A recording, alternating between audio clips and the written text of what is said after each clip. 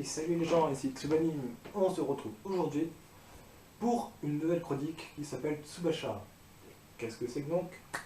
Eh ben, c'est tout simplement une chronique où je vais vous présenter 3 ou voire plus de mangas, ou moins, ça dépend, que j'ai acheté ou que l'on m'a offert récemment. Ces mangas ne seront pas forcément récents, ils pourront dater de 1, 2, 3, voire plus en année.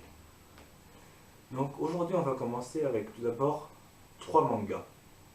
Bestarius, le tome 1, l'intégrale de Professeur Layton et l'étrange enquête, ainsi que Reset de Tetsuya Tsutsui.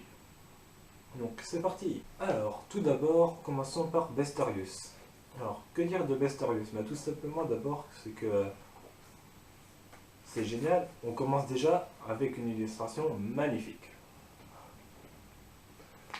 Magnifique, et en plus de ça, en couleur. Donc déjà, ça donne un très bon avant-goût du manga. Deuxièmement, c'est que l'auteur, je sais pas si il vous dit quelque chose, mais il est quand même connu, il a quand même fait Rainbow, il me semble. Donc le nom de l'auteur, c'est Masasumi Kakizaki. Donc déjà, ces deux facteurs-là font... Ok, on sait déjà à quoi on nous attend, donc c'est déjà qu'on va avoir un très bon manga. Sachant que Rainbow a quand même pas mal de bonnes critiques et même de très bonnes critiques. Donc, ensuite, un autre point positif du manga, c'est ses dessins. Ses dessins, franchement, sont magnifiques. Il y a certaines planches, franchement, comme là, je sais pas, je vais vous la mettre en plus grand dans la vidéo. Mais on voit très bien que c'est du grand art pour moi. Franchement, c'est un coup de maître. Et on ressent parfaitement l'émotion qui en ressort. Ou encore ici. Voilà. Là, celle-ci, cette planche-là, montre bien la liberté des deux protagonistes de cette première partie du manga. Donc, voilà. On ressent parfaitement l'émotion qui ressort des planches et des dessins. Et ça, c'est vraiment un coup de maître, un gros point fort pour ce manga. Ensuite, il y a quand même un petit hic pour ce manga, c'est que c'est la chronologie de l'histoire. Car déjà, le manga est coupé en 2 parties. La première partie avec Finn, comme le héros de Star Wars, sauf que ce n'est pas Star Wars, bien sûr, et Zénon, comme le philosophe. Il me semble qu'il y a un philosophe qui s'appelle comme ça, je ne sais plus, mais je crois me rappeler. Je crois avoir des restes de philosophie.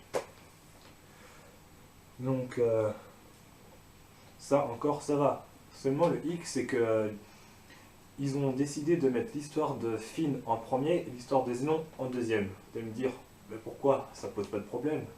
Non. En soi, ça pose pas de problème. Le problème, c'est qu'en fait, il est dit dans la préface que l'histoire, je crois, l'histoire de Zénon se passe avant celle de Finn. Et même quand on lit le premier tome, on s'aperçoit que vraiment que l'histoire de Zénon est avant celle de Finn. Donc on se perd un peu dans le manga. Ça peut faire aussi un peu penser à Star Wars avec dans la première ordre de sortie chronologique, avec la première trilogie qui est la 4, 5, 6 et la deuxième trilogie qui est la 1, 2, 3. Mais dans Star Wars, ce n'était pas un problème en soi, car la deuxième trilogie avait un lien direct avec la seconde trilogie. Les 2 trilogies étaient liées fortement. Alors que là, dans Bestarius, c'est pas vraiment ça. Car certes, ça se passe dans la même époque, mais il n'y a pas vraiment de lien entre les personnages, à part peut-être dans la seconde partie où on aperçoit des personnages de la première partie. Seulement dans la première partie, on n'aperçoit pas de personnages de la seconde partie. Donc pour moi, je me suis un peu perdu. Que dire de plus à part les planches, les dessins, voilà, pour l'histoire, je crois.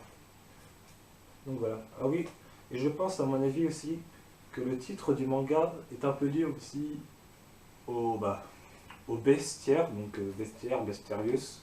Ça, je pense que ça a un lien fortement avec les créatures qui sont décrites et dites dedans, comme les wyvernes, les orques, les minotaures et toutes ces bêtes-là. Je pense que ça, à mon avis, ça a un rapport avec le lien entre les esclaves, les gladiateurs, quoi, en gros, et les bêtes de ce manga. Après, ce n'est que mon impression. Donc voilà, c'est tout ce que j'ai à dire pour ce manga. Donc, qu'est-ce qui en ressort? Bah, un très bon manga avec de très très belles planches, de très beaux dessins, des planches massives avec à chaque début de partie des planches en couleur. Bah, un mangaka connu quand même qui a fait Rainbow, voilà. Le nom du héros qui ressemble à, enfin, qui est le même que le nom d'un personnage de Star Wars 7, si vous voulez en rappeler. Le nom du second héros qui est le nom d'un philosophe, il me semble. Donc voilà, c'est tout pour ce premier manga. On va passer ensuite à Professeur Layton et les... Donc maintenant on passe au second manga, comme je l'ai dit, qui est Professeur Layton et l'étrange enquête. Alors, que dire de ce manga?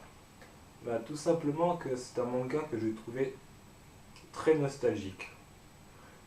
Car tout d'abord, étant petit, enfin il y a quelques années, j'ai joué à pas mal de jeux, Professeur Layton, comme l'appel du Spectre, excusez-moi, de la boîte de Pandore, et dernièrement à Professeur Layton contre Phoenix Wright. Donc pour moi, c'était vraiment nostalgique de lire ce manga.